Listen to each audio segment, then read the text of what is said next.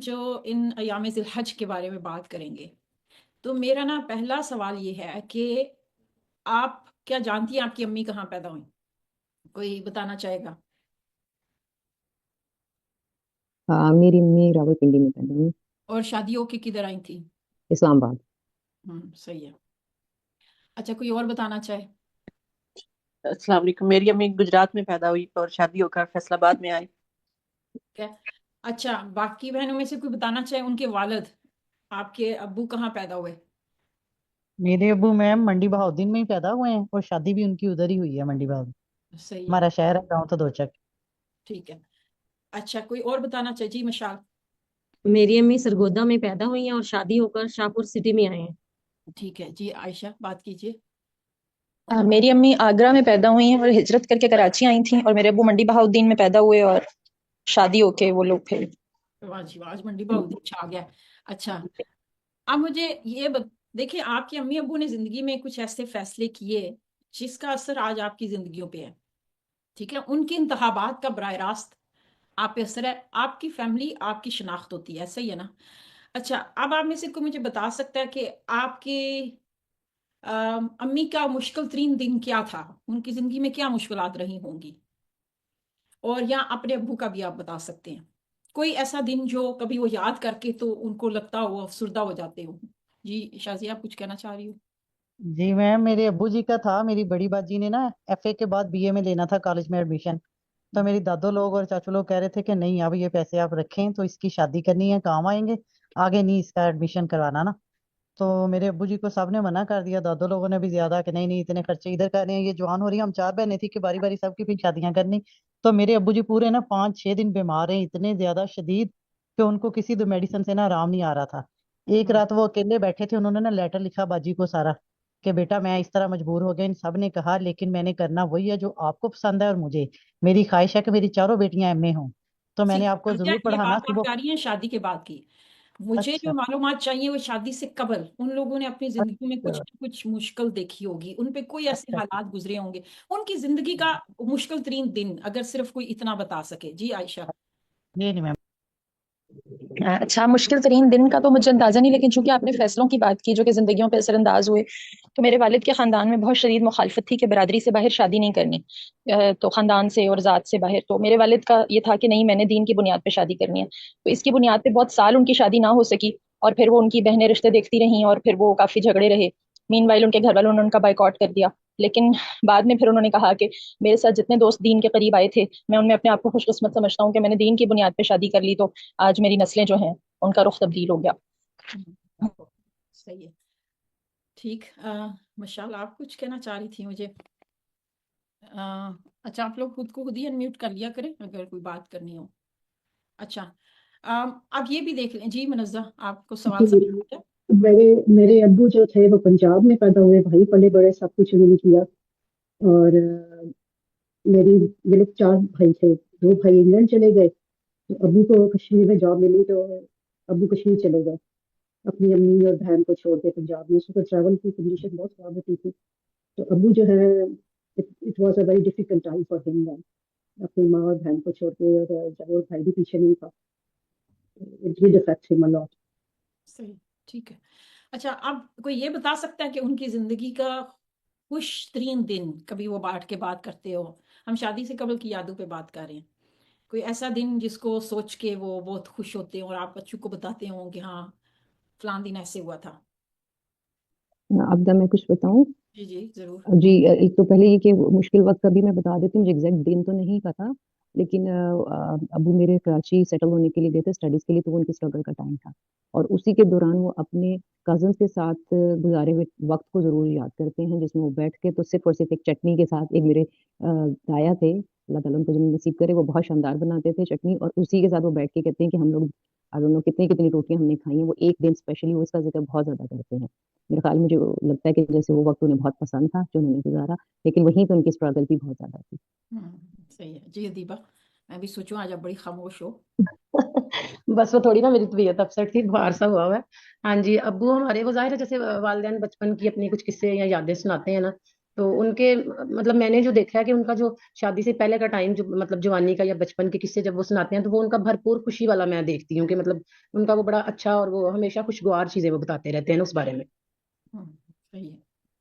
اچھا آپ میں سے کوئی یہ بتا سکتا ہے، آخری سوال ہے، کہ آپ کی دادا ابو کہاں پیدا ہوئے تھے؟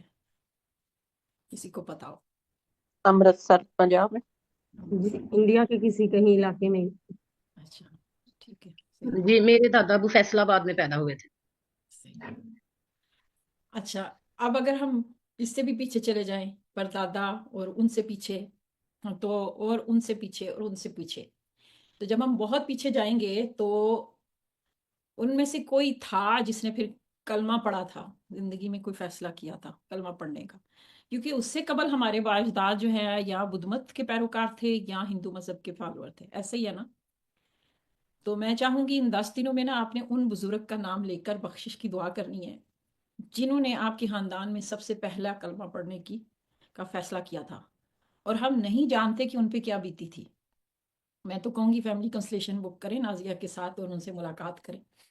ان کو آپ نے آنر کرنا ہے، یہ تو ایک بات ہو گئی. لیکن میں کیوں آپ کو آباء و اجداد اور ان چیزوں پہ لے کر جا رہی ہوں؟ دیکھیں ان کے فیصلے براہ راست ہم پہ اثر کرتے ہیں، ایسا ہی ہے نا؟ وہ جیسے بھی فیصلے تھے مگر ان کے انتخابات کے نتیجے میں آج ہم ہیں، ہماری زندگیاں ان سے براہ راست متاثر ہیں. تو قرآن نے نا 2 ہی لوگ ہیں جن کو ہمارا باپ کا درجہ دیا ہے، وہ ہمارے والد ہیں. ان میں سے ایک حضرت ابراہیم علیہ السلام ہے، دوسرا کوئی بتا سکتا ہے کون ہے جو ہمارے باپ کہلاتے ہیں؟ حضرت آدم علیہ السلام. آدم. اسلام، بالکل. اب یہ دونوں ہمارے، تو پھر کیا ہے کہ چونکہ آپ کی نا کئی شناخت ہیں. ایک شناخت یہ ہے اگر آپ ایک ملک میں رہ رہے ہیں تو آپ کہیں گے کہ ہاں میں پاکستانی ہوں. پھر برادری سسٹم، ٹھیک ہے، آپ اس میں ہے، لیکن وہ بڑے بڑے گروہ ہیں، بڑی شناخت ہے، پھیلا ہوا گروہ ہے. اس کو سمٹاتے جائیں تو آپ کی آخر میں آ کے اپنی فیملی ہوتی ہے جو آپ کی شناخت ہے، اور وہ آپ کے ساتھ رہتی ہے ہمیشہ، چاہے آپ جہاں پہ مرضی ہجرت کر جائیں نا. تو ملت ابیکم ابراہیم یعنی اسلام، ایک تو ہمارے دین کا نام اسلام ہے نا، جو حضرت ابراہیم علیہ السلام سے ہی پہلے استعمال کیا. پھر اس کے علاوہ اس کا نام ملت ابیکم، تمہارے باپ ابراہیم کا طریقہ ہے یہ. تو کوشش کیجیے گا اگر آپ کے والدین خیاط ہیں تو ان سے نا یہ 2 باتیں پوچھیے گا. یعنی انہوں نے پڑھائی کے سلسلے میں اگر وہ کہیں گئے، کوئی ہجرت کی، یا بلکہ جو لوگ پاکستان بننے کے بعد ہجرت کر کے آئے تھے، ہم سب جانتے ہیں ان کی کیسی کیسی دردناک کہانی ہے. نعمان علی خان کے جو دادا تھے وہ ٹرین پہ ہی کام کرتے تھے، ان کا جو ملازمت تھی وہ ریل گاڑی سے پیشہ سے منسلک تھی. تو وہ اپنی بیوی کو لے کے چلے ہیں، وہ 20 سال سے کم عمر تھی. تو ان کا یہ کہنا ہے کہ جب آپ کو پتہ ہے نا، وہ BBC جتنا مرضی پروپیگنڈا کر لے، پوری دنیا کی کتابیں لکھی جا چکی کہ نہیں برابری کا معاملہ تھا، مسلمانوں نے بھی اتنی ہندو اور سکھ مارے، اور ہمارے باجداد بہرحال ہم تک زندہ ہیں، ہم تک جو کہانی پہنچی ہے جو حقیقت میں ہے صحیح ہے وہ یہی ہے کہ بہت زیادہ مسلمان شہید ہوئے تھے. اب کیا ہوا تھا کہ ان کا یہ کہنا ہے کہ حملہ ہوا، پوری ریل گاڑی میں صرف لاشیں تھی. تو یہ دونوں کیا ہوا کہ لاشوں کے نیچے لیٹ گئے اور لاشوں کو اپنے ایک دوسرے کے اوپر گرا کے اس کے نیچے چھپے رہے. اس طرح انہوں نے سفر طے کیا، یعنی جس کو کہتے ہیں نا pretend to be dead. سوچے وہ سفر کیسا رہا ہوگا. تو پھر جب وہ لاہور پہنچے ہیں تو وہاں پہ انہوں نے یعنی وہاں پہ اپنا تعارف دیا کہ بھائی میں ساری زندگی ریل گاڑی سے منسلک رہا ہوں. تو ان کو وہاں پہ ہی جاب مل گئی تھی، اور پھر نعمان علی خان کے والد پیدا ہوئے تھے، وہ ان کا پہلا بیٹا تھا. یہ ساری کہانیاں براہ راست جڑی ہیں ہم سے. تو میں چاہوں گی آپ اپنے والدین سے نہ پوچھیں کہ ان کی زندگی کا سب سے اچھا دن، کوئی خوشگوار دن جو ان کو یاد ہو، اور ان کی جو مشکلات ہیں، کیونکہ ان کے تمام انتخابات کا نتیجہ ہماری زندگیوں پہ ہوا ہے. آج ہماری زندگی جو شیپ ہوئی ہے نا، ان کی وجہ سے ہوئی ہے. تو اب یہی بات ہم لے جائیں گے اب ہم اپنے والد کی بات کریں گے جن کو اللہ نے کہا کہ وہ تمہارے والد ہیں. تو دیکھیں جب میں نے آپ سے یہ معلومات پوچھی، ان کی پیدائش کی جگہ، ان کی زندگی کے حالات اور واقعات، تو آپ کو سب اچھے سے پتہ ہے کیونکہ آپ کا رشتہ ہے، وہ آپ کی شناخت ہے. تو حضرت ابراہیم، جب میں کسی کو کہہ رہی ہوں اللہ کہہ رہا ہے وہ آپ کے والد ہیں، تو پھر اس والد کے بارے میں بھی آپ کو اتنی ہی معلومات ہونی چاہیے. یعنی مجھے اور آپ کو پتہ ہونا چاہیے، کیونکہ حضرت ابراہیم علیہ السلام نے جو فیصلے کیے ان کے ہر چوائس کا ہم پہ آج براہ راست اثر ہے. ہم بحثیت امت ان کے مقروض ہیں. حضرت ابراہیم علیہ السلام جو ہے نا، چونکہ قرآن تعداد، تاریخ پیدائش، نمبروں، اور اس کی طرف بات نہیں کرتا. اس کا تعلق ہماری ہدایت سے نہیں ہے. تو قرآن بہت زیادہ تعداد اور جگہوں کے نام میں نہیں الجھتا، جبکہ بائبل میں یہ تفصیلات بہت زیادہ پائی جاتی ہیں. تو بائبل کی اگر اس چیز کو مان لیا جائے تو وہ ان کی طویل عمر تھی. 150 ایک جگہ لکھا ہوا ہے، ایک جگہ غالباً 175 سال ہے. آپ کو پتہ ہے بائبل کے کئی تراجم ہیں اور اس میں اختلافات بہت زیادہ ہیں. بہرحال اس طرح ضرور پتہ چلتا ہے کہ انہوں نے ایک طویل عمر پائی تھی. اب قرآن نے ان کی زندگی کا جو حصہ ریکارڈ کیا ہے وہ بہت مختصر ہے. یعنی اگر ہم ان کی فرض کیجئے 150 سالہ زندگی کو اس تذکرے سے اس کا کریں تو تقابل کریں تو آپ کو لگے گا کہ شاید بہت ہے تو 20 سال کہہ لیں، یعنی 15-20 سال. اور ظاہر ہے ان 15-20 سالوں کے واقعات کی جھلکیاں ہیں ہم تک.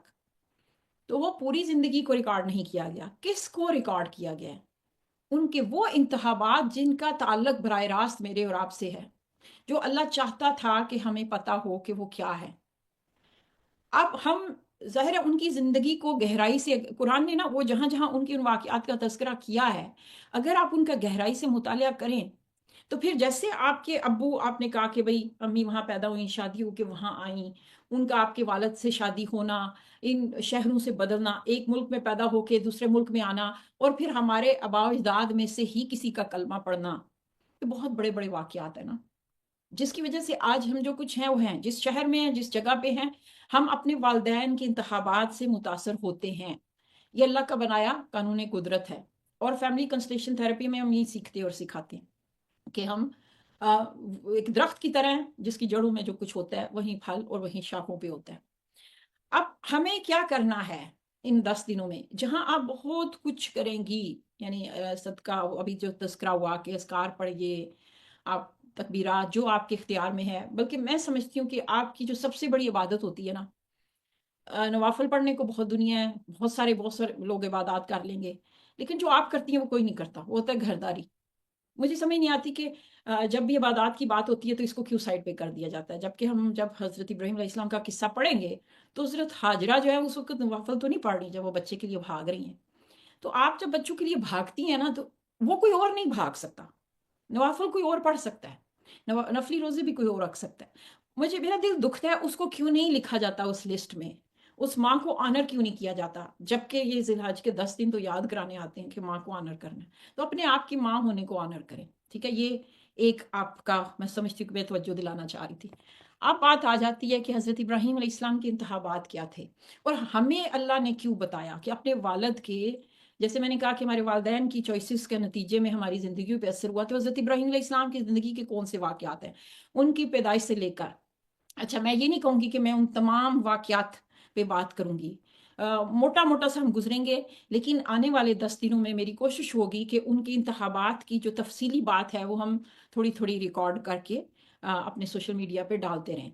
آپ خود سے بھی کوشش کیجیے گا کہ آپ کیا کریں گی کہ اگر تو ہو سکے تو لکھ لیں، یعنی ٹائم لائن جس کو کہتے ہیں کہ حضرت ابراہیم علیہ السلام کی اس طرح سے ٹائم لائن بنائیں.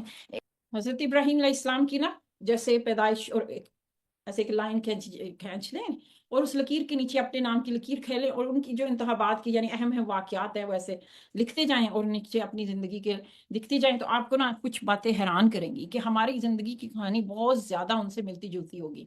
پہلی چیز تو آپ یہ دیکھیں کہ جہاں پہ ان کی پیدائش ہو رہی ہے نا، اچھا یہ جو ان کی پیدائش کا قرآن نے ریکارڈ کیا ہے کہ وہ کس ماحول میں پیدا ہوئے ہیں. پھر قرآن نے یہ بھی کہا کہ ان کے اپنے والد سے ڈائلاگ کیا ہوئے. اس دنیا کو بنے ملین بلینز سال گزر چکے، مگر اللہ نے اس پوری فلم کی چند لمحوں کی جھلکیاں میں دکھائی. اس لیے قرآن میں لکھا ہر جملہ، ہر لمحہ بہت اہم ہے کہ اس کو کیوں ہمارے تک اللہ کیوں چاہتا ہے کہ ہم قیامت تک پڑھیں. تو اس میں کوئی ایک بھی منظر یاد رکھیے گا کہ قرآن میں اگر کسی نے یہ کہا ہوا ہے کہ وہ مسکرایا اور اس نے ادھر دیکھا اور وہ بیٹھا، تو وہ نا غیر ضروری تفصیلات نہیں ہیں. اس کا ہر حرف جو ہے وہ ہماری توجہ کا حقدار ہے. اب کیا ہوا کہ جب ان کی پیدائش کا جو وقت ہے، ہم اس وقت یعنی ہم بہت آسانی سے کہہ دیتے کہ ہاں بھائی پوری دنیا اس وقت معاشرہ کافر تھا اور لوگ بت پرست تھے اور یہ وہ.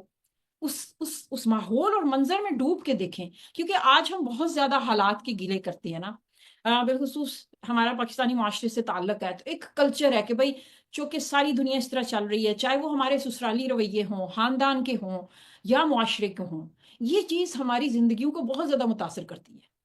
تو اگر تو ہم اپنے ملت ابیکم اپنے والد کو دیکھیں تو وہ یعنی ایک چھوٹی بات نہیں ہے کہ وہ بچہ اکیلا ایک طرف ہے تو پورا معاشرہ ایک طرف ہے اور ماں باپ بھی ایک طرف ہے، یعنی اور باپ سے ان کی اتنی اچھی بانڈنگ ہے، وہ باپ بیٹے کا یعنی جو دوستانہ تعلق اور بہت ہی محبت والا دکھتا ہے، کیونکہ ان کا باپ ظاہر ہے ایک اس کی جو برانڈ تھی نا آزر کی، وہ تھی کہ وہ اس کو رائل سے آرڈر ملتے تھے، تو اس وجہ سے اس کے بنائے بت کی مارکیٹ میں ڈیمانڈ بہت تھی کیونکہ اس کی گورنمنٹ کے ساتھ ایگریمنٹ تھی نا، تو جس بت پہ میڈ بائی آزر لکھا ہوتا تھا نا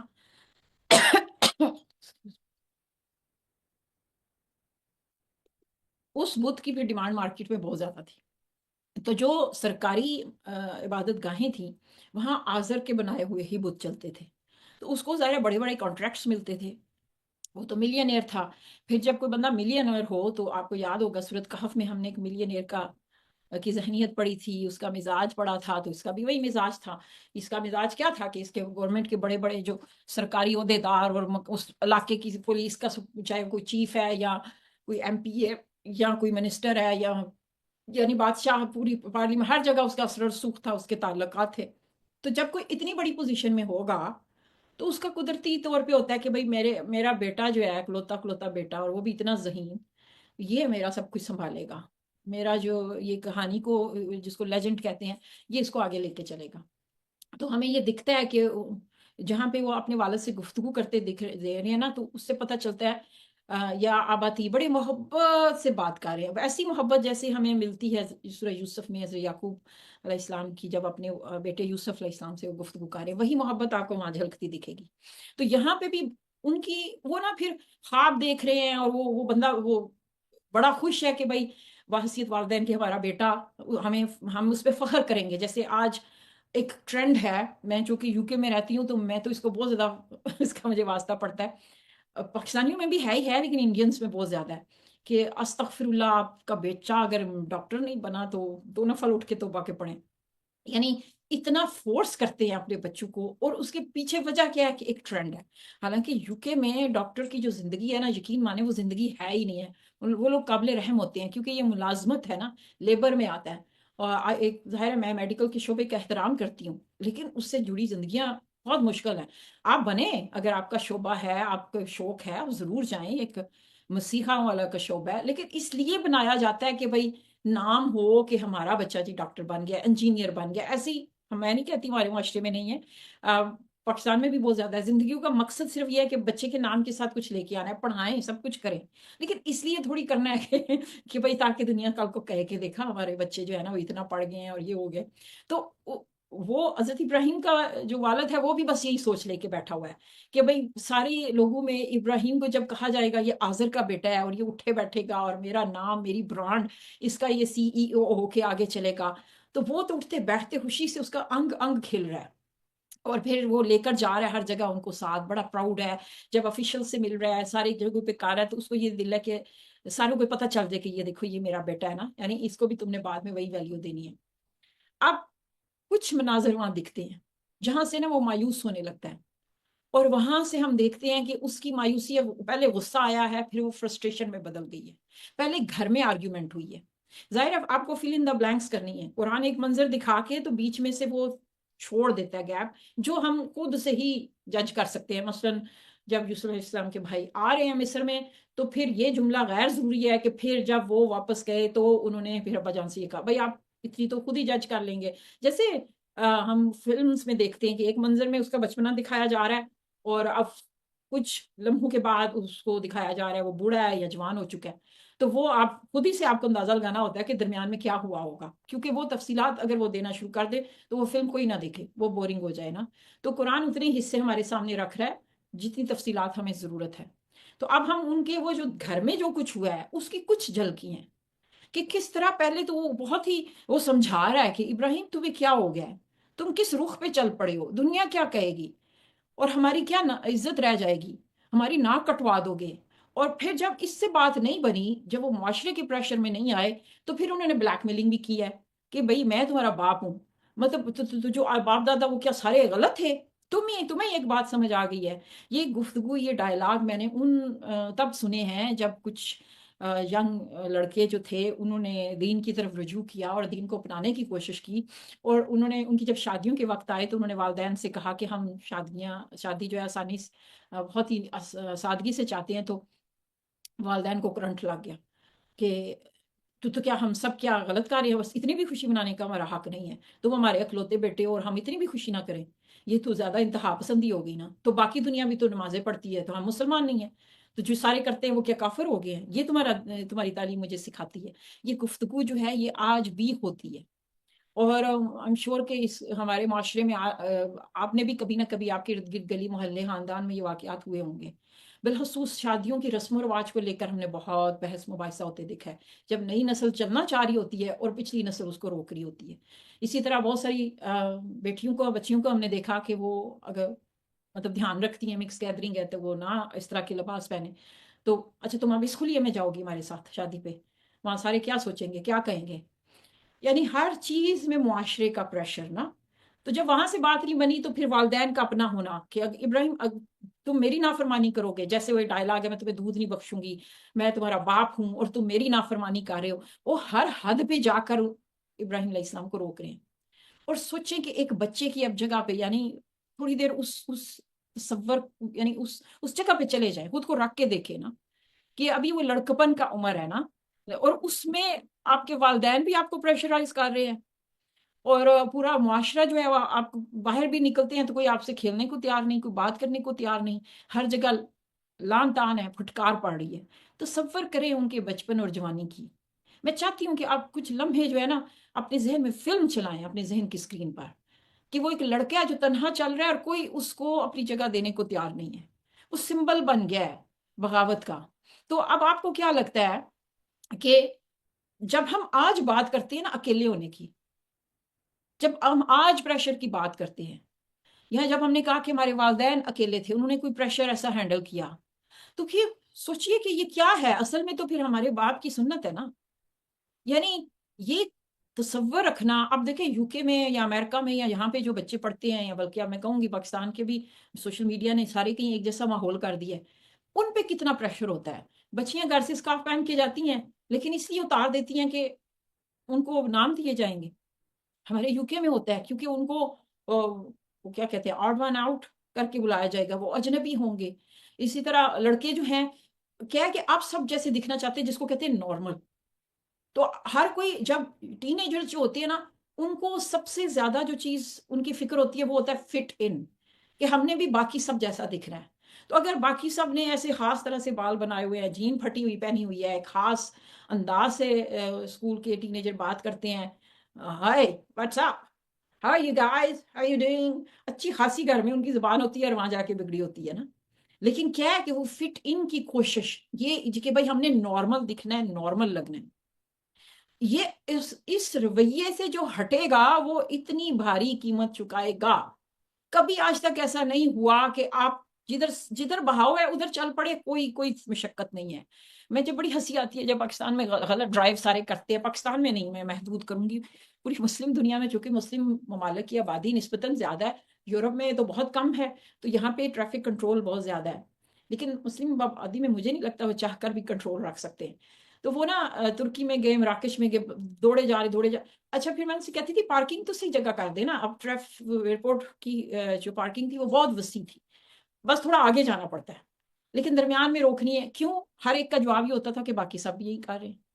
اور ایک اور چیز جو میں آپ سے درخواست کروں گی میرا ساتھ دیجیے گا، میں ان 10 دنوں میں ایک اور کمپین چلانا چاہتی ہوں، وہ یہ ہے کہ جب ہم پاکستان میں جہاں میرا سسرالی علاقہ ہے اور میرا گاؤں یا جہاں پہ بھی کہیں ہیں جو اب کالونیز کی جو نئی بن رہی ہیں وہاں یہ مسئلہ کم ہے، وہاں پہ گھروں کے سامنے جو سیڑھیاں بنائی جاتی ہیں وہ گلی کے اندر ہوتی ہیں، جس سے راستہ تنگ ہو جاتا ہے، اور بڑی کوٹھیاں ہیں لیکن باہر روشنی کا اہتمام نہیں ہے، اور آپ سوچ نہیں سکتی کہ یہ کبیرہ ترین گناہوں میں سے ہے کہ آپ راستوں کا بھی حق رکھا گیا ہے نا کہ آپ راستے کو متاثر کر لیں۔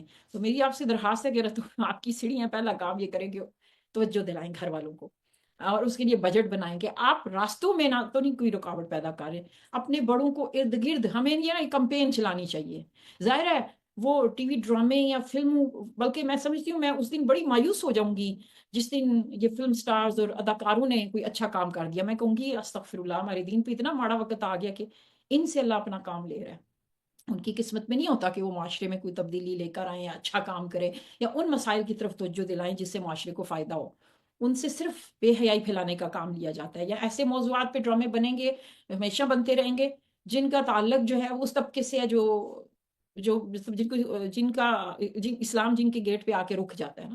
سیکولر طبقے کی نمائندگی، سیکولر طریقہ ہے، وہ نہیں کریں گے تو پھر کون کرے گا؟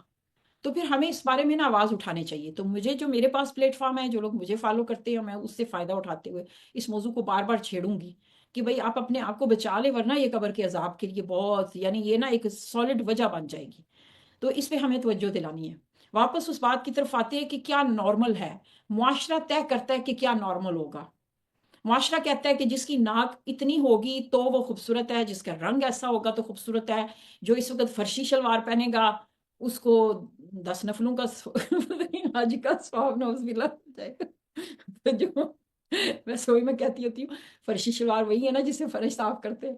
تو جو یعنی ایک ٹرینڈ آتا ہے اور کچھ کمپنیاں جو ٹرینڈ سیٹ کرتی ہیں اور پھر وہ ہر گھر میں پہنچ جاتا ہے، پھر وہ نارمل بن جاتا ہے. میں یہ نہیں کہہ رہی کہ ہمیں سہولیات سے فائدہ نہیں اٹھانا چاہیے. اس وقت وائی فائی سے لے کر یہ لیپ ٹاپ اور یہ سب یہ اچھی چیزیں ہیں. مومن جو ہے وہ اس طرح کی چیزوں سے نہیں گھبراتا. لیکن آپ سمجھ رہی ہیں نا کہ میں کن ٹرینڈز کی بات کر رہی ہوں. وہ جو ہماری شناخت کو متاثر کر لیں، وہ جو ہماری ویلیوز ٹکراتے ہیں. صرف اس لیے دنیا کے پیچھے چلنا کہ بھئی ایک ساری دنیا چل رہی ہے، یہ نارمل ہے. وہ نارمل کون سیٹ کرتا ہے؟ اسی طرح ابھی آنے والے دنوں میں جیسے ویٹ لاس چیلنج لے کر آ رہی ہوں، تو میں یہ سوال سب سے کرتی ہوتی ہوں کہ یہ کس نے طے کیا کہ آپ کا وزن اتنا اور اتنا ہونا چاہیے، آپ کا سائز اتنا اور اتنا ہونا چاہیے. اور ہم یہ سوال کرتے ہوتے کہ اگر آپ اپنے جسم کے کسی حصے کو بدل سکتے ہوتے تو کون سا بدلنا چاہتے؟ ہمارے ذہنوں میں بیٹھا ہوا ہے. پر وہ معیار بنایا کس نے؟ معاشرے نے بنایا ہے. یہ اتنی بڑی جو انڈسٹری ہے جس کو یعنی اس کو سمجھیں کہ algorithm is a new religion. اب الگورتھم طے کرتا ہے کہ آپ کیا سوچیں گے، کیا کھائیں گے، کیا پہنیں گے، آپ سوچیں گے کیا، وہ سب الگورتھم طے کرتا ہے اور پوری دنیا اس رخ پہ چل رہی ہے. تو ایسے میں اگر کوئی فرد اٹھتا ہے اور وہ کہتا ہے کہ مجھے اس نارمل کو ان پہ نہیں چلنا، تو آج بھی اس کے لیے مشکلیں ہیں. لیکن اب میں نے بڑی بڑی باتیں کر دیں. واپس آتے ہیں کہ اگر ہمارے والد نے تنہا اس معاشرے کو جھیلا ہے تو اللہ کہہ رہا ہے کہ تم کیوں یہ سوچتے ہو کہ پہلے ساری دنیا اچھی اور نیک بنے، پہلے ساری ڈرائیونگ اچھے کریں، پہلے میرے ارد گرد کے ماحول، میرے ماں باپ، میرا سسرال، سارے رشتے ایسے ہونے چاہیے نا. بھائی حضرت آسیہ علیہ السلام اتنی نیک خاتون تھی، ان کو تو کوئی نہیں اچھا شوہر ملا. تو یہاں سے ہی آدھے مسئلے ختم ہو جاتے ہیں. ہماری یہ سوچ کہاں سے آئی؟ اس لیے کہ ہم نے اپنے والد کی زندگی کو پڑھا نہیں. ہم اپنی والد کی زندگی کو نہیں سمجھ سکے کہ جن کے اللہ کہہ رہے تم بیٹی ہو. اب ظاہر ہے کوئی ابھی کم ابھی آپ کو کہیں گے تو پھر ہم کیا ہوئے؟ ان کی بیٹیاں ہوئی نا. تو کل کو جب ہم حضرت ابراہیم علیہ السلام کے پاس بیٹھیں گی، لنچ کریں گے، ہم ان سے اپنی کہانی باتیں کہیں گے، وہ ہمارے سر پہ شفقت سے ہاتھ پھیریں گے، تو ہم یہ تو کہہ سکیں گی نا ابا جان جو سنت آپ نے چھوڑی تھی نا تنہا ہی حق پہ چلنے کی، ابا جان میں نے اسے قائم رکھا. اب دیکھیں کہ وہ یہاں پہ نا والد سے کوئی بدتمیزی نہیں کر رہے. یہ بھی قرآن نے ان کے ڈائلاگ بتائے کیوں ہیں کہ ایک احترام میں رہ کر ان سے گفتگو کر رہے ہیں مگر اپنی بات سے نہیں ہٹ رہے. یہ وہ طریقہ ہے جو ہم سائیکالوجی میں سکھاتے ہیں. شاید آپ نے میل رابنسن کا نام پڑھا ہو، اس کی کتاب بڑی مشہور ہوئی تھی لیٹ دم، جو اصل میں حضرت ابراہیم کا طریقہ ہے کہ بھائی ٹھیک ہے آپ پوری دنیا کو نہیں بدل سکتے، وہ اپنے باپ کو بھی نہیں بدل سکتے. یہاں سے یہ بھی پتہ چلتا ہے کہ ہماری حدود ہے. ہم چاہ کر بھی کسی سے کتنا تڑپ ہو، محبت ہو، ہم اس کو نہیں بدل سکتے. آپ کسی کو چائے بنا کے دے سکتے، کھانا بنا کے دے سکتے، آپ اس کو بدل نہیں سکتے. تو اپنی حد بندی جب ہم سیکھ لیتے ہیں نا تو ہمیں ڈپریشن نہیں ہوتا، سٹریس نہیں ہوتا. لیکن جب ہم اس دائرے میں جاتے ہیں نا کہ مجھے اس کو بدلنا ہے اور جب تک یہ بدلے گا نہیں تو میں نے خود کو سٹریس میں رکھنا ہے. ساس بہو کے، میں خود ساس بنی ہوں نا، تو میری بہو کا مزاج بہت ساری چیز، مجھے آرٹیفیشل پھول بہت پسند ہے. میرے ہر کمرے، پورے گھر میں ہر جگہ پہ نا پھول تھے، میری دیواروں پہ پھول تھے. آپ کو اگر میری پچھلی ویڈیوز یاد ہو، پورے گھر میں پھول تھے. اس کو نہیں پسند ہے، اب پورے گھر سے پھول اٹھ گئے ہیں. تو پھر میں کہتی ہوں let her be who she is and let me handle my emotions. تو حضرت ابراہیم علیہ السلام کو سمجھ آ گئی کہ بھائی ٹھیک ہے اب یہ ہمارا راستہ کہیں نہیں ملے گا، کمپرومائز ہو نہیں سکتا. تو انہوں نے کہا ٹھیک ہے ابا جان میں یہاں سے رخصت لیتا ہوں. وہ بار بار دھمکیاں دے رہے ہیں کہ ہم تمہیں مار دیں گے، کیونکہ باپ کو اتنا شدید غصہ ہے. باپ کی پوزیشن دیکھیں نا، یاد کریں وہ حکومت کے کس عہدے پہ بیٹھا ہوا ہے. اس کی بےزتی ہو رہی ہے جو لوگوں کو پتا چل رہا ہے کہ اس کی تو اپنی اولاد قابو نہیں آ رہی ہے. تو یہ تو مطلب اتنا بڑا آئیکن ہے، ٹرینڈ سیکٹر، ایک برانڈ، اتنی کمپنی کا مالک، تو اس کا تو بیٹا نہیں بننے والا ہے. تو چیم گوئیاں سوشل میڈیا پہ خبریں تو بہت پھیلی ہوئی ہیں. تو باپ کی فرسٹریشن تو آنی ہے. وہ کہہ رہا ہے میں تمہیں اب زندہ نہیں چھوڑوں گا، میں تمہیں جو ہوں اپنے گھر سے نکال دوں گا. اور وہاں پہ وہ احترام سے کہہ رہے ہیں کہ ٹھیک ہے اگر آپ کا یہ فیصلہ ہے تو بجائے میں آپ کے لیے دعا کروں گا. اور جیسے ہی پتہ چلتا ہے کہ اب دعا کرنا بھی منع ہو گیا، اس سے بھی باز آ جاتے ہیں. اللہ کہہ رہا ہے اسلم، سرنڈر کر دو. ابراہیم جیسی زندگی میں نے تمہارے لیے طے کی ہے، جس طرح کے والدین میں نے تمہاری زندگی میں رکھے ہیں، جس گھر، جس محلے میں، جس خاندان میں تمہیں لے کر آیا ہوں، جس حالات سے میں گزارا ہوں، اب آخر پہ آ کے انیلا میں ابھی آپ کی طرف آتی ہوں کہ میں اب جب بندے کا دل کرتا ہے وہ ساری زندگی در بدر پھرتے رہے، کبھی گھر نہیں سیٹل بنا سکے، اور جب گھر بنانے کا وقت آیا تو کہا کہ چھوڑا صحرا میں، کہا اسلم تو اللہ جو تو سرنڈر موڈ میں ہوں، جو آپ نے میرے لیے لکھ دیا، جو کر دیا. آج آل ابراہیم کما بارکت علی ابراہیم والا آل ابراہیم، یہ درجہ ایسے تھوڑی ملا ہے. ایسے انہوں نے زندگی گزاری ہے کہ اللہ تعالیٰ اتنے فخر سے ان کا نام لے رہا ہے اور ان کو درجہ دے رہا ہے کہ تم سب ان کی بیٹیاں ہو. اور اگر تمہیں زندگی جینی ہے نا تو اپنی باپ کی زندگی پڑھو. تمہیں ہر اس راستے سے گزرنا ہے. اگر تمہارا باپ گزر سکتا ہے نا وہاں پہ، تو میں تمہیں ان کے قصے سنا کے یہ سمجھانا چاہ رہا ہوں کہ تم بھی ایسی زندگی گزارو گی. یاد رکھنا تم ان کی بیٹی ہو، تمہیں نہیں ملیں گے موافق حالات، تمہیں نہیں ملیں گے ایسے گھر والے. جب میرے سب سے اتنے مقربین، اتنے بڑے بندے کو کہ ہر سیکنڈ زمین کا جو گزر ہے نا وہاں کوئی ابراہیم علیہ السلام کا نام لے رہا ہے، اور ان 10 دنوں میں کس طرح ان کو یاد کیا جائے گا. کوئی گھرانہ ہے اس امت کا جہاں جو جگہ وہاں پہ جمع ہوں گے، جہاں اللہ کا نام آئے گا وہاں حضرت ابراہیم علیہ السلام کا آئے گا. اور ہمارے آخری نبی صلی اللہ علیہ وسلم وہ ان کی دعا کا نتیجہ ہے. ہمیں حکم کہ ان کی پیروی کرو، ان کو حکم کہ ابراہیم کی پیروی کرو. اتنا بڑا مقام وہ کیسے ملا ہے؟ سرنڈر موڈ میں رہ کے. تو پہلے تو ہمیں اپنی ان کی سنت پڑھنی ہے. اچھا یہاں پہ ایک چھوٹی سی بات جو تھوڑی موضوع سے ہٹ کے لیکن بہت اہم ہے. حضرت ابراہیم علیہ السلام کو پوری زندگی کوئی زمین، کوئی گھر، کچھ نہیں مل سکا، لیکن چونکہ یہودی اور عیسائی دونوں حضرت ابراہیم کو مانتے، ان کے ہاں بھی ابراہیم علیہ السلام کا مقام ہے، ان کی کتابوں میں ذکر ہے، وہ ان کو بھی بہت زیادہ درجہ دیتے ہیں. تو وہ یہودی یہ کہتے ہیں کہ پرومسڈ لینڈ، کہ حضرت ابراہیم علیہ السلام سے ایک زمین کا وعدہ کیا گیا تھا، جس کی وجہ سے آج سوچ لے پوری دنیا میں ظلم کا اندھیرا پھیلا ہوا ہے. اب قرآن اس لینڈ اس کی بالکل نہیں تذکرہ کرتا، بلکہ حضرت ابراہیم علیہ السلام کو کوئی لینڈ کی ہوتی تو اللہ تعالیٰ سب سے پہلے ان کو کوئی زمین دیتا نا کہ اب تم یہ زمین لے لو اور یہاں سیٹل ہو جاؤ. ان سے ایسے کوئی وعدے نہیں کیے گئے، بلکہ ان سے جو وعدے کیے گئے تھے وہ ہم آنے والے دنوں میں پڑھیں گے کہ مطلب ان میں سے نبی اٹھے گا اور کیسی امت ہوگی، اور تمہاری اولاد میں سے یعنی نبوت میں جاری رہے گی، ان کی اولاد میں سے جاری جو بنی اسرائیل آئے اور کتنے انبیاء کے سلسلے اس میں چلے. یعنی جو ان کو خوشخبریاں دی گئیں قرآن نے ان کا ذکر کیا، مگر کہیں پہ اس زمین کا تذکرہ نہیں ہے جس کو پرومسڈ لینڈ کہا جاتا ہے. تو قرآن اس کی اصلاح کرتا ہے، تو اس ظلم کی جڑ کاٹ دیتا ہے. یہ میں نے ایک جملہ محترزہ کے طور پہ بات کہی ہے. تو واپس اسی کو میں سمرائز کرنا چاہوں گی، پھر آپ کی طرف آؤں گی کہ دیکھیے ان 10 دنوں میں جہاں ہم بہت ساری عبادات، بہت سارے کام کریں گے، وہاں ہمیں نا حضرت ابراہیم علیہ السلام سے ایک خاص طرح کا تعلق دوبارہ سے استوار کرنا ہے. ہاں ہم ان پر ایمان رکھتے ہیں، وہ ہمارے پیغمبر ہیں، اور اس وجہ سے ہم یعنی ہماری جو مسلمان ہونے کے لیے جو شرائط ہے ان میں حضرت ابراہیم علیہ السلام پر ایمان لانا لازمی ہے، وہ سب ہم کر چکے. لیکن آج ہم ان سے ایسا تعلق استوار کریں گے کہ جیسے ہمیں ماں باپ کا پتہ ہے وہ کہاں سے ہجرت کر کے آئے، ان کی کیا انتخابات تھے جس سے ہماری زندگی متاثر ہوئی، تو ایسے ہی ہمارے والد نے کیسی زندگی گزاری. سوچیے تھوڑی دیر کو، اگر وہ بھی نارمل ہو جاتے، کسی ایک کے پریشر میں آ جاتے، تو آج میں اور آپ یہاں نہ بیٹھے ہوتے، پوری دنیا کی تاریخ بدل جاتی. سوچے ذرا اس کا کیا ہوتا نا.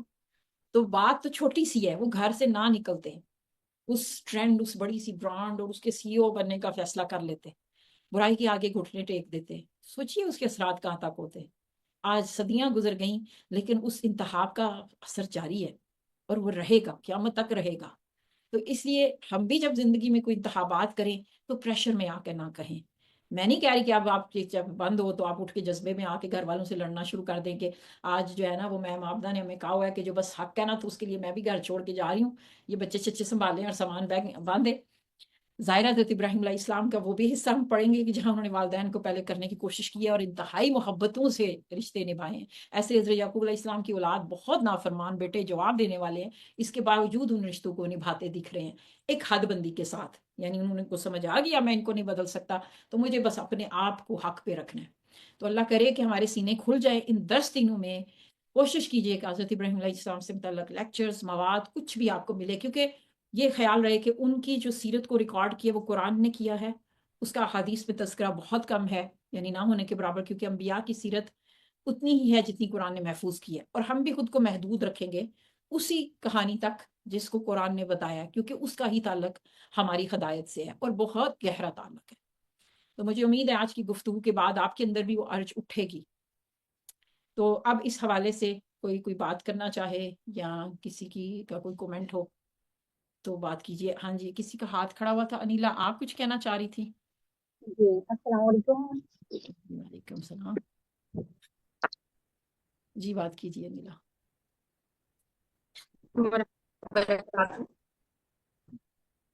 जी सर, जी आवाज आ रही है। मेरी आवाज आ रही है?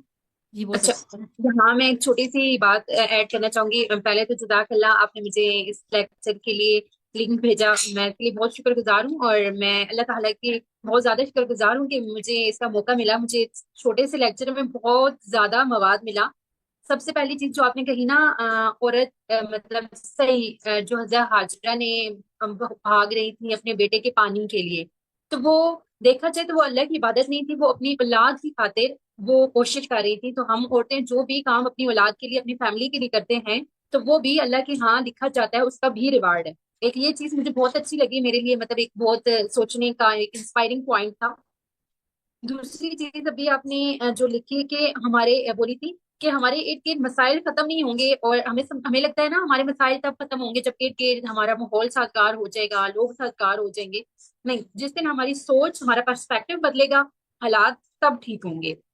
और एक और बात जो आपने कही कि नो कंप्रोमाइज, हम ना समटाइम्स अपनी बच्चियों को सिखाते हैं कंप्रोमाइज कंप्रोमाइज। हाँ, कुछ चीजों में कंप्रोमाइज करना है, बिकॉज हमारे घर बगैर कंप्रोमाइज के और बगैर कोऑपरेशन के नहीं बन सकते। लेकिन no compromise on Deen, that is one of the important thing we should keep in our mind, कि हर चीज पे हमने मतलब चीजों को देख के चलना है। कंप्रोमाइज कहीं ना कहीं जरूरी है, घर तभी चलते हैं, लेकिन दीन के मामले में, हक के मामले में, अल्लाह की दात को पहली तरजीह के रखने में कोई कंप्रोमाइज नहीं। हाँ, अगर किसी के साथ क्लैश आ रहा है तो उसको बताना है, समझाना है, लेकिन दीन के मामले में हमने कंप्रोमाइज नहीं करना। बहुत बहुत शुक्रिया नीला, आपने मेरी दावत को कबूल किया। ना आप बात कीजिए। अस्सलाम वालेकुम। जज़ाकल्लाह बाजी, इतने अच्छे अंदाज में और इतना एक गहरा मौजू आपने इतने सहल अल्फाजों में समझा दिया कि मैं ये सोच रही थी कि उस वक्त क्या कैफियत होगी ना हज़रत इब्राहीम अलैहिस्सलाम की। और क्योंकि वो हमारे वालिद, और आपने जो जाके कड़ी से कड़ी मिलाई है, तो बिल्कुल बहुत ज़रूरी है हमें उनकी हयात को जानना और उनकी चीज़ों को। तो मैं ये बात, मेरा ये सवाल था कि उस वक्त अल्लाह ताला जैसे दिल को थामने की बात करते हैं, तो वो जो उनकी दिमाग की कैफियत होगी, क्योंकि आजकल हर जगह दिमाग, न्यूरो साइंस और साइकोलॉजी इसी पे बात कर रही है, दिल का कहीं जिक्र नहीं है, दिमाग का ज्यादा। तो वो किस तरह से अल्लाह ताला ने उनको थामा होगा, वो किस तरह उन्होंने अपने आप को कूल डाउन किया होगा, अपनी सोचों को, अपने सवालों को जो दिमाग में उठने वाले होंगे। मकसद बहुत सारे इस तरीके के सवाल मेरे जहन में इस टाइम आए थे, मैंने कहा आपसे। जी बहुत अच्छे सवाल है, आने वाले दिनों में हम इंशाल्लाह उसको जानेंगे। बहुत शुक्रिया सना जी। अक्सा बात कीजिए। अच्छा आपा जी, मेरा एक क्वेश्चन है। जिसमें आपने कहा कि हमारे बड़ों के फैसले हमारी जिंदगियों पे असरअंदाज होते हैं ना, हमारे पेरेंट्स से अबाउ दाद के। तो मैंने ये पूछना था कि क्या हमें भी फैसले करते हुए ये ख्याल करना चाहिए कि इसका असर हमारे बच्चों पे होगा, हमारे छोटों पे होगा। तो मैंने पूछा था, अच्छा अगर हमें इस चीज का ख्याल करना है तो फिर किस हद तक करना है, कि हम उनको बेनिफिट देते हुए हमने खुद को थोड़ा खसारे में कर लेना है, या फिर किस हद तक हमने इस चीज को बॉदर करना है। बहुत अच्छा सवाल है अक्सा, और इसका जवाब लेने के लिए ना हमें पूरी सीरत पढ़नी होगी। मतलब मैं अभी इसका जवाब नहीं दूंगी। जब आप, जैसे हमने उनके बचपन का हिस्सा भी देखा है, अभी वो हिजरत के बाद का वाकया, फिर उनकी शादी, और वो तो जूं जो आप पढ़ेंगे ना तो उसमें आपको हर सवाल का जवाब और करने का काम मिलेगा। तो इसलिए अभी हम इस पे ज्यादा बात नहीं करेंगे, लेकिन मेरी पूरी कोशिश होगी कि इन 10 दिनों में उनकी सीरत पे वीडियोज आती रहें। बहुत शुक्रिया अक्सा। जी फरहंदा बात कीजिए, फिर अदीबा आपकी तरफ आऊंगी। जी बिल्कुल, बस मैंने यही कहना था कि बिल्कुल नया पर्सपेक्टिव है, इतनी मायने, इतनी डिटेल के साथ ऑब्जर्व करना। मैं हम तो बस उसको पढ़ के गुजर जाते हैं, कभी मैंने सोचा ही नहीं था कि इस तरह से भी हम उसको कंपैरिजन कर सकते हैं अपनी लाइफ से।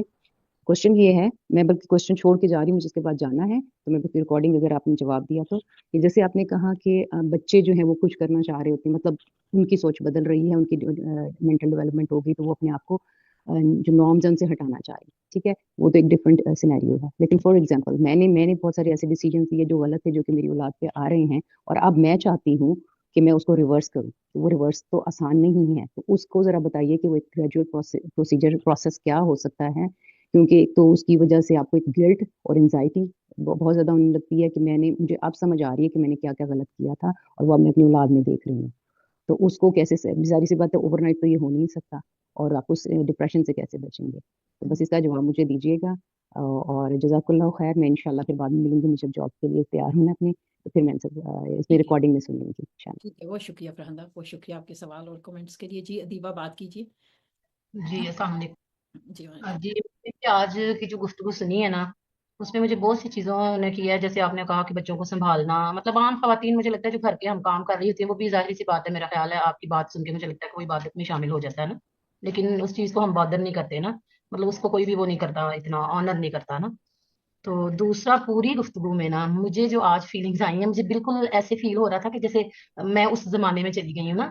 اور مجھے ایسے لگا کہ جیسے میری نا جو مشکلیں، مجھے لگ رہا ہے کہ جو زندگی میں مشکلیں ہم کہتے رہتے ہیں، تو مجھے ایک دم سے ایسے اپنا ہلکا فیل ہوا ہے، جیسے مجھے لگا ہے کہ میری وہ مشکلیں جیسے نا وہ کم ہو گئی ہیں. آپ کی ساری یہ گفتگو سن کے نا، تو وہ مجھے مشکلیں اور مصیبتیں ایسے لگ رہا ہے جیسے ایک دم سے ہٹ گئی ہیں میرے اوپر سے. مطلب مجھے اپنا ہلکا فیل ہوا ہے آپ کی پوری اس گفتگو سے. جو سب سے اچھی چیز مجھے لگی ہے وہ یہی ہے نا، کہ مجھے اپنا بڑا ہلکا فیل ہوا ہے. مجھے اپنی مشکلیں بالکل اس طرح کی مشکلیں نہیں لگ رہی نا. صحیح ہے. حضرت ابراہیم علیہ السلام سے ملنا ایک بڑی پاورفل تھراپی ہے، اور کوئی وجہ ہے کہ قرآن نے کہا کہ تم اپنے باپ سے ملو، ان کے بارے میں جانو، اور تھوڑا سا جانا ہے تو ہمارے دلوں کو سکون ملا ہے. تو سوچئے جب روز قیامت ہم ان کے ساتھ بیٹھیں گے، ان سے بات چیت کریں گے، اور ان کا ہمارے سر پہ شفقت سے ہاتھ پھیرنا. اور جن کے باپ ایسے ہوں، ان کی تو بیٹیوں کے ویسے ہی سر فخر سے بلند ہونے چاہیے نا. اس سے بڑی نسبت کوئی ہوگی؟ ہم کسی پرائم منسٹر، کسی گورنر کی بیٹی ہوتی تو ہم پراؤڈلی بتاتے ہیں میرا بیٹا یہ ہے، میرے ابو یہ کرتے ہیں، ہمیشہ فخر سے بتاتے ہیں. تو سوچئے ذرا، ہمیں اس نسبت پہ فخر ہونا چاہیے یا نہیں؟ یہ 10 دن تو ڈوب کے فخر سے گزاریں کہ میں بیٹی کن کی ہوں. یہ اون کرنے کی چیز ہے.